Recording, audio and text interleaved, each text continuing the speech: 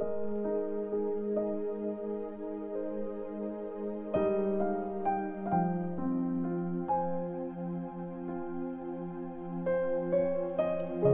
chapter 9. Pinagaling ni Jesus ang lalaking bulag. Habang naglalakad si Jesus, may nakita siyang lalaking bulag since birth. Tinanong siya ng mga disciples niya, "Teacher, bakit po siya pinanganak na bulag? Kasalanan po ba niya o ng parents niya?" Sumagot si Jesus, "Walang kinalaman ang pagiging bulag niya sa kasalanan niya o ng parents niya. Nangyari ito para makita ng lahat ang kapangyarihan ng Diyos sa kanya. Dapat nating gawin ang mga pinapagawa ng nagpadala sa akin habang may araw pa. Dadating ang gabi at hindi na tayo makakapagtrabaho. Habang nandito ako sa mundo, ako ang ilaw ng mundo." Pagkasabi nito, dumura siya sa lupa at gumawa ng putik at pinahin niya ito sa mga mata ng lalaki. Sinabi ni Jesus sa lalaki, "Maghilamos ka sa pool ng Siloam." Ibig sabihin ng Siloam, pinadala. Pumunta ang lalaki at naghilamos. Pagbalik niya, nakakakita na siya. Nagtaka ang mga kapitbahay niya, pati yung mga taong kilala siya na dating pulubi. Tanong nila, "Di ba siya yung pulubi na nakaupo at namamalimos dati?" Sabi ng iba, "Siya nga yun." Pero sabi ng iba, "Hindi, kamukha niya lang yun." Kaya sinabi ng dating bulag, "Ako yun." Tinanong siya ng mga tao, "Anong nangyari? Bakit nakakakita ka na ngayon?" Sumagot siya, "Yung taong tinatawag nilang Jesus, gumawa siya ng putik, tapos pinahid niya sa mga mata ko. Sa kanya ako inutusang maghilamos sa Siloam. Pumunta ako doon at after kong maghilamos, nakakakita na ako."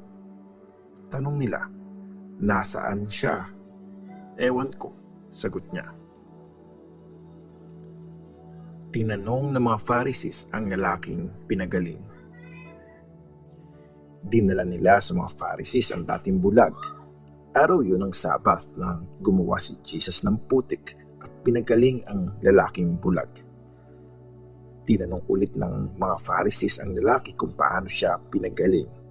Sumagot siya, "Nilagyan niya ng putik ang mga mata ko. Pagkahilamos ko, nakakakita na ako." Nagsalita ang ibang Pharisees, "Hindi pwedeng galing sa Diyos ang taong to kasi di niya sinusunod ang Sabbath law."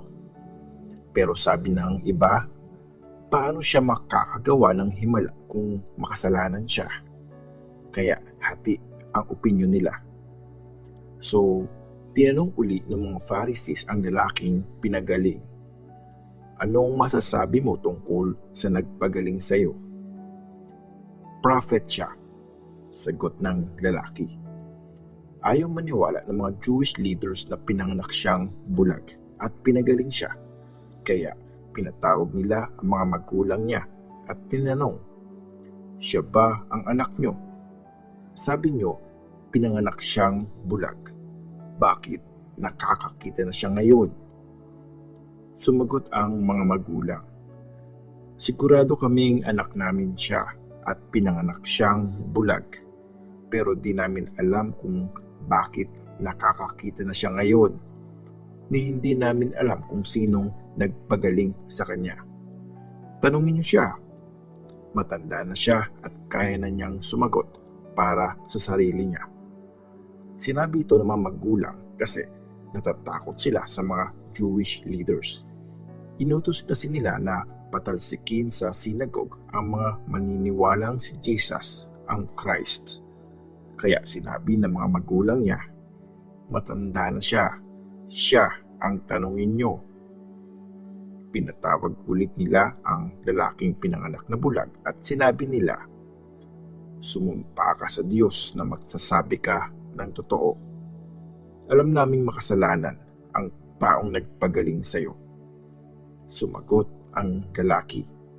Hindi ko masasabi kung makasalanan siya o hindi. Isa lang ang alam ko. Dati akong bulag, pero ngayon, nakakakita na ako. Anong ginawa niya sa'yo? Paano kanya pinagaling? Tanong ulit nila.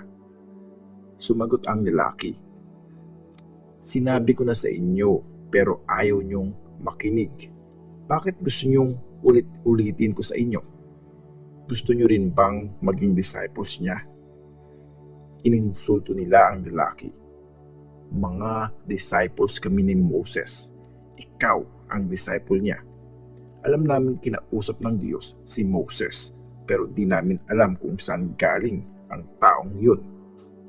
Sumagot ang lalaki. Paano nangyari yun? Hindi niyo alam kung saan siya galing, pero pinagaling niya ako. Alam nating hindi nakikinig ang Diyos sa mga makasalanan. Nakikinig lang siya sa mga gumagalang sa Kanya at ginagawa ang kalooban niya. Simula pa nung create ng Diyos ang mundo, wala pang nabalitaan na gumaling ang isang taong pinanganak na bulag. Kung hindi galing sa Diyos ang taong to, hindi niya to magagawa. Sumagot ang mga leader. Pinanganak at lumaki ka sa kasalanan. Tapos ngayon, gusto mo pa kaming turuan? Pinatalsik nila ang lalaki sa sinagogue. Espiritual na pagkabulag. Nabalitaan ni Jesus ang nangyari. Tapos, nakita niya ulit ang lalaki at tinanong niya, naniniwala ka ba sa Son of Man? Sumagot ang lalaki, Sir, sabihin niyo po sa akin kung sino siya para maniwala ako sa kanya. Sinabi ni Jesus sa kanya, nakita mo na siya. Siya ang kausap mo ngayon. Naniniwala ako, Lord, sabi ng lalaki, at lumuhod siya sa harap ni Jesus. Sinabi ni Jesus, dumating ako dito sa mundo para mag-judge, para makakita ang mga bulag at mabulag ang mga nakakakita. May mga Pharisees doon na nakarinig sa kanya at nagtanong, sinasabi mo bang mga bulag din kami? Sumagot si Jesus, kung inaamin niyong bulag kayo, hindi kayo guilty. Pero dahil sinabi niyong nakakakita kayo, ibig sabihin, guilty pa rin kayo.